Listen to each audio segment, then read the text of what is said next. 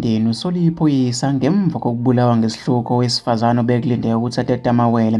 Isidumbu sakhe sitholakale ngomsombuluko ekuseni sidindizile eceleni komgwaqo obuqamama nomuzi wakubo eHlanzeni ngaseCopho. Kuthiwa bekulindele ukuthi unkosazane Busisiwe Ngubo oneminyaka u-35 ayohlinzwa esibhedlela ngomsombuluko ngoba sekuyisikhathi sokuthi abelethe amawele. Akubange kusenzeka lokho ngoba isidumbu sakhe sitholakale ngomsombuluko sidindizile eduze komgwaqo sinesibazi sokuklinywa. Umndeni usola isoka likamufa elisebenza esiteshini samaphoyisa aseKokstad igama lase ligodliwe noma-ke igama lalo ligodliwe ebelizoba nguyise wezingane ngalesi sigameko. Umzala kamufa umnumzane Mandla Ngcobo uthe-ke bese kuyoshaya u-8 ebusuku ngesonto ngesikhathi umufa ebikela abasekhaya ukuthi uyohlangana nesoka elimfonela ecela ukumbona, kanti bese livele-ke limlinde ngaphandle kwesango lomuzi ngemoto.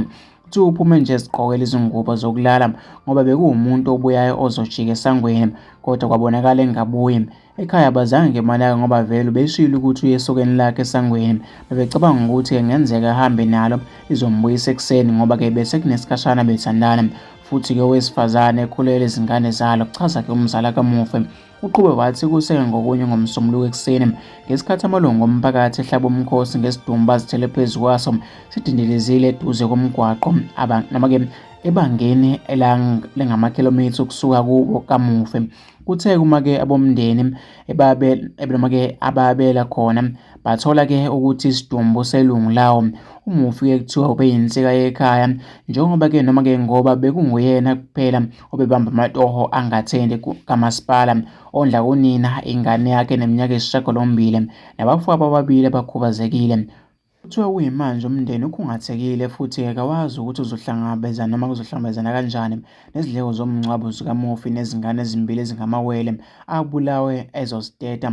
UNgcobo uveze ukuthi nakuba-ke bekungekho okutheni akwaziyo, kodwa abangani bakamufi bakuvezile ukuthi ubebaxoxela ngokuhlala nokuphilisana nesoka lakhe angakwabo ubesefuna ukulilaxaza. Imizamo yokuthola omunye wabangani bakamufi ayiphumelanga njengoba ucingo lwakhe belivaliwe kwaze kwashaya isikhathi sokushicilela kodaba. Umfowabo kamufi umnumzane Sigodo Ngubo uthe-ke isoka likadadewabo selokhu kwenzeka isigameko alizange-ke lifone noma-ke livele ukuzobabaza.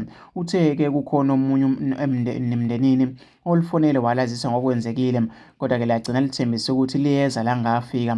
Kuthiwa isoka-ke lethe ngeke liphawule ngesigameko ngoba-ke sisaphenywa.